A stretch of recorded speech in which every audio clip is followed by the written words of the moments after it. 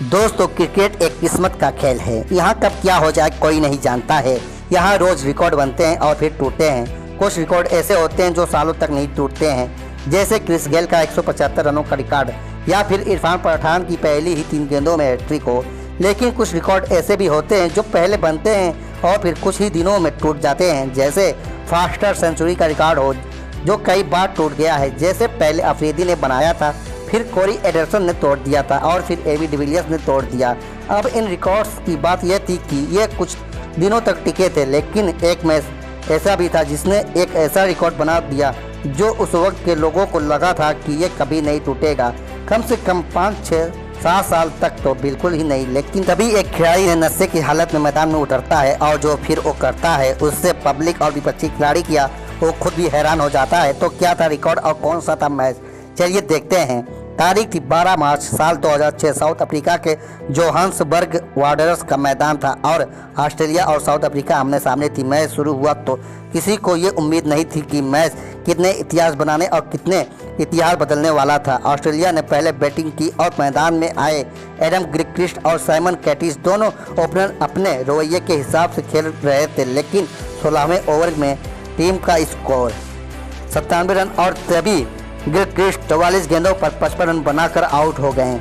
वैसे तो इस विकेट से साउथ अफ्रीका खुश हो गई, लेकिन उनकी यह खुशी ज़्यादा देर तक नहीं टिकी, क्योंकि अब मैदान में उतरे कप्तान रिकी पोंटिंग। उन्होंने 105 गेंदों पर 164 रन ठोक दिए हैं। इसे रन बनाना नहीं बल्कि गेंदबाजों को धोना कहते हैं। और ये पूर्णा कोई ऐसा नहीं है कि किसी एक बल्लेबाज ने किया हो, बल्कि ऑस्ट्रेलिया के टॉप 4 बल्लेबाज ने शानदार बैटिंग की। गिलक्रिस्ट ने 44 गेंदों पर 55 रन बनाए तो कैटिस ने 90 गेंदों पर 79 रन बनाए और रिकी पोंटिंग की तरह हसी ने भी ताबड़तोड़ 51 गेंदों पर 81 रन मारे। कैटिस के स्लो बैटिंग के बावजूद भी ऑस्ट्रेलिया ने 50 ओवर में 434 रन बनाए। ये रन नहीं बल्कि रनों का पहाड़ था। ये पहला मौका था जब वनडे इंटरनेशनल क्रिकेट के इतिहास में किसी टीम ने 400 का आंकड़ा पार किया था। अब एक रिकॉर्ड तो बन गया और अब कोई भी चीज़ दुनिया में पहली बार होती है तो ऐसा लगता है कि कम से कम कुछ साल तक के लिए तो ये रिकॉर्ड है। और यहाँ रिसीविंग एंड पर साउथ अफ्रीका था। उसे इस इतिहास में कोई इंटरेस्ट नहीं था। साउथ अफ्रीका का ड्रेसिंग रूम उस वक्त धरती का सबसे आरामदायक हिस्सा था, क्योंकि उन्हें मालूम था कि अब तो 400 रन नहीं बन सकते और जब बन ही गए हैं तो कम से कम 434 रन का पीछा नहीं किया जा सकता। लेकिन टीम अभी भी थिंकिंग मोड में थी। उस वक्त साउथ अफ्रीका के कोच ओ किमी आर्थर थे, जिन्होंने पाकिस्तान को भारत के खिलाफ चैंपियन ट्रॉफी जिताई थी। अब ऐसे में पूरी टीम उनकी मुंह ताक रही थी। उनसे पूछा कि आखिर बताओ कि टारगेट का पीछा कैसे करना है। उन्होंने कहा कि मुझसे ऐसे पूछ रहे हो जैसे 434 रन का पीछा करने का प्लान रोज बनाता हूँ। बस उनके इतना कहने पर ही सब हंस पड़े।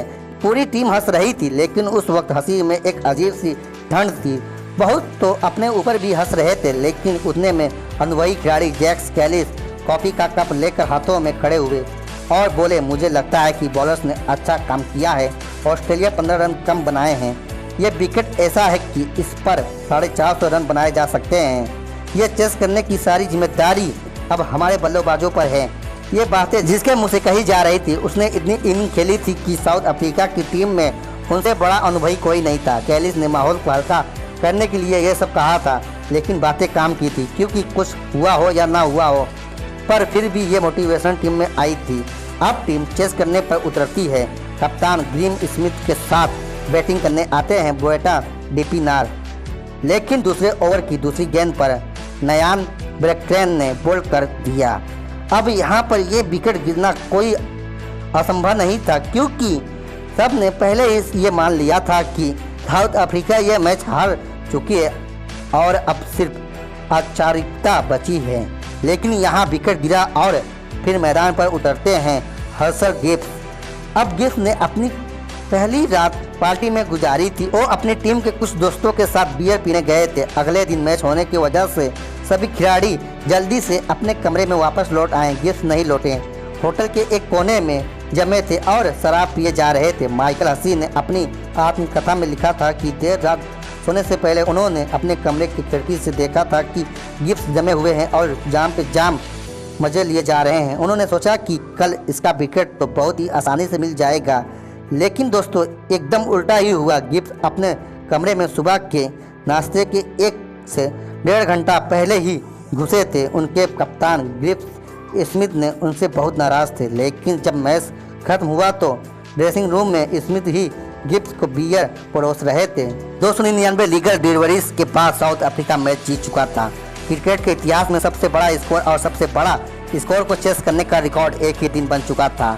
शराब के नशे में मैच खेलने उतरे हर्षल गिब्स ने 111 गेंदों पर 175 रन बना डाले थे, लेकिन पॉन्टिंग की शानदार बैटिंग एक मैच किस्सा बनकर रह चुका था। हर्षल गिब्स इतिहास बना चुके थे। ये बात जानकर आप भी हैरान हो जाएंगे कि हर्षल गिब्स अपनी इस मैदान पारी को खेलने के दौरान नशे के हालात में थे।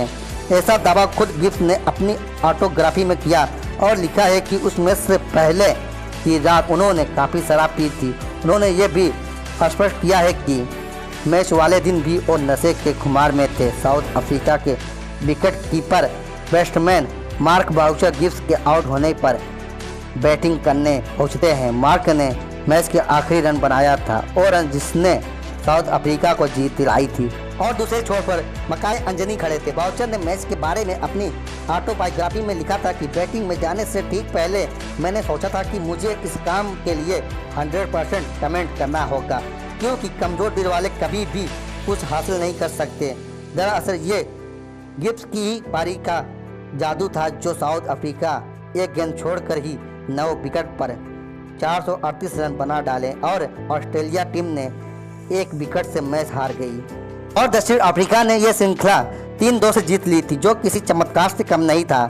दोस्तों, आपको क्या लगता है कि उस दिन गिब्स नशे में नहीं होते तो क्या यह मैच साउथ अफ्रीका जीत पाती?